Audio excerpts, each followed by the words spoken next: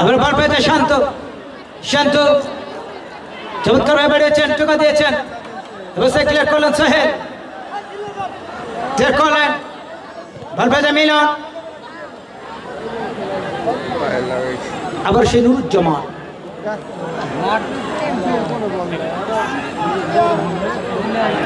ইব্রাহিম, ইব্রাহিম ইব্রাহিম থেকে বল পেয়ে যায় রজিব, কি করবেন, ক্লিয়ার করলেন সাব্বির। সেকেন্ড হাফের খেলা চলছে এখন পর্যন্ত কিন্তু 2-1 গোলের ব্যবধানে অগ্রগামী পীরগঞ্জ ফুটবল একাডেমি। আজকের ম্যান অফ দ্য ম্যাচের পুরস্কারও দেবে রিয়াসাত করিম নয়নের পক্ষ থেকে নগদ 1000 সবচাইতে মূল্যবান পুরস্কার। ট্রফি নিয়ে কি হবে, টাকার দরকার মামা। চমৎকার ভাবে বেরিয়েছেন অবস্থায় বল পেয়েছে মুন্ডু, বড় আব্বাস, আব্বাস থেকে ইউনুস কামারা ঠোকাতে বেরিয়েছেন, আবার মাহি বল দখলে লড়াই।